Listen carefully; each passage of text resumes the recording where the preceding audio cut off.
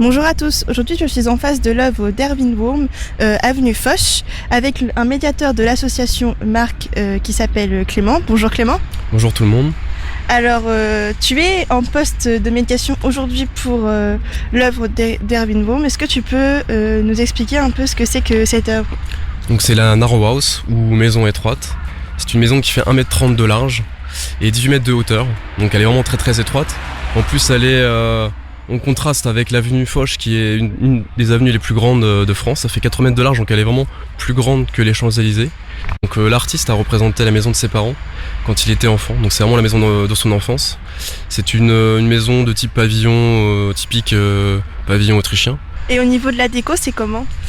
Donc la déco, c'est vraiment le mobilier aussi qui a inspiré de l'époque et de la maison de ses parents. Donc ça a été fait sur mesure puisque tout le mobilier à l'intérieur est comme aplati. On peut aussi trouver de nombreuses photos personnelles de l'artiste, donc vraiment des photos de famille. On peut le voir lui déguisé, on peut voir sa famille, ses parents. Est-ce que tu pourrais nous donner une idée de ce que ça fait d'être dans la maison? Donc à combien de personnes on peut y entrer et vraiment est-ce qu'on peut tous circuler comme on veut? Alors c'est vraiment très compliqué parce que c'est vraiment un couloir en fait. Donc comme je disais en fait, elle fait 1m30 de large, mais parfois à l'intérieur, vu qu'il y a du mobilier et d'autres pièces en fait, on se retrouve à parfois 30 cm minimum, donc c'est vraiment très très difficile de passer à plusieurs. Donc voilà. Après c'est plutôt un couloir, donc on peut rentrer même à 7 ou 8, mais c'est vraiment très difficile puisqu'on rentre donc dans la maison et après pour ressortir il faut revenir en arrière, revenir sur ses pas pour ensuite prendre la sortie. Donc c'est assez compliqué quand on est beaucoup, c'est pour ça qu'on invite plutôt des petits groupes à rentrer en fait. D'accord, est-ce que tu peux nous expliquer un peu l'univers de l'artiste? Donc c'est un artiste qui travaille vraiment autour de l'humour principalement et autour de la société. En fait il a été surtout connu dans les années 90 pour ce qu'on appelle ses 1 minute sculptures. C'est-à-dire qu'en fait il invitait le visiteur à venir l'espace d'une minute à devenir une œuvre d'art. Et c'était de manière assez risible, c'est-à-dire que le but c'était un peu de créer des postures, donc c'était via une sorte de dessin en fait, via une notice explicative, descriptive. Le visiteur est amené en fait à se positionner avec des objets sur un socle, etc. Et ce sont des positions assez risibles qui le poussent un peu dans ses retranchements et c'est un peu des positions de honte en fait. D'accord, donc il est habitué à faire de l'humour. Est-ce que tu peux nous dire si cette œuvre s'inscrit dans son œuvre générale?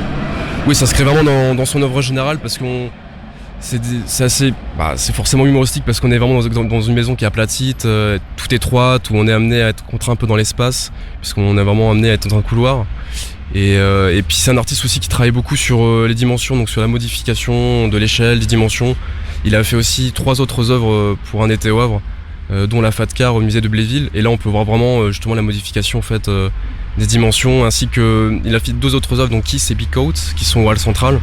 Et là c'est pareil, on est Big Coat, c'est 2 jambes en fait avec un gros manteau, et Kiss ce sont 2 saucisses qui s'embrassent. Donc on est vraiment typique dans l'humour et dans la modification de l'échelle en fait. On pourrait croire que cette œuvre-là, elle n'est pas tellement humoristique. Est-ce que tu peux nous dire les éléments qui, à ton sens, sont humoristiques? La plupart des gens trouvent ça assez rigolo, donc je les cite. Ils trouvent que c'est une maison qui est faite pour les Lilliputiens ou des nains de jardin, comme les nains de Blanche-Neige, etc. Donc c'est pas quelque chose qu'on a l'habitude de voir. Elle nous interpelle dans la rue, on se demande qu'est-ce que c'est que cette maison étroite. Elle est dans l'avenue la plus large une des plus larges de France, donc c'est assez particulier. Et donc, est-ce qu'elle aura vocation à être pérenne au Havre ou est-ce qu'elle va voguer ailleurs? Alors moi je peux pas vous assurer qu'elle reste ou qu'elle part ou quoi que ce soit. C'est des discussions entre plusieurs organismes pour décider en fait si à la fin de l'été elle va devenir pérenne ou non. Après maintenant les œuvres d'un été au Havre sont toujours pensées de manière à avoir une structure assez solide. On a quand même un socle en béton, on a des piliers qui sont dans le sol. Donc après en soi elle a été annoncée de manière provisoire, c'est-à-dire qu'elle doit partir pour le 22 septembre qui est la clôture d'un été au Havre. Après voilà, on verra selon les discussions de ces plusieurs organismes, donc je peux pas annoncer vraiment à l'avance si elle va rester ou pas, ou si elle va partir. Donc comme elle est très étroite, elle n'est pas accessible aux personnes en situation de handicap. Est-ce que la tablette à l'entrée, donc j'imagine qu'elle est à l'entrée, permet vraiment d'avoir une vision d'ensemble de l'œuvre et de ne rien louper de l'œuvre? C'est donc vu que la Narrow House n'est pas accessible aux personnes en fauteuil malheureusement, on a prévu une petite tablette qui en fait est une courte vidéo qui montre vraiment tout l'intérieur avec des détails, etc. Donc Après, je sais pas si c'est suffisant, ce sera jamais la même chose que d'être vraiment dans l'espace même, mais en tout cas, c'est pour déjà avoir un aperçu. On peut voir à l'extérieur, on peut quand même voir à l'intérieur avec la tablette. On a aussi des livres officiels de l'artiste qu'on peut aussi présenter avec de nombreuses photos. Donc, D'accord, merci pour tous ces renseignements. Donc je rappelle où nous sommes. Nous sommes avenue Foch, au 79 avenue Foch, c'est le numéro de la maison. Et donc l'œuvre d'Erwin Wurm est disponible depuis le 29 juin. Officiellement, elle n'est visitable que depuis quelques jours. Et vous pouvez venir à partir de quelle heure ? à partir de 10h à 18h et tous les jours, de la semaine et du week-end.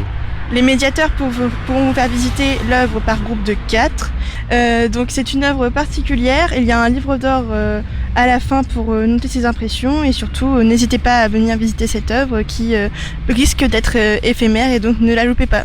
Merci Clément. Merci à vous de m'avoir écouté, d'être venu à cette rencontre pour l'Innerworks.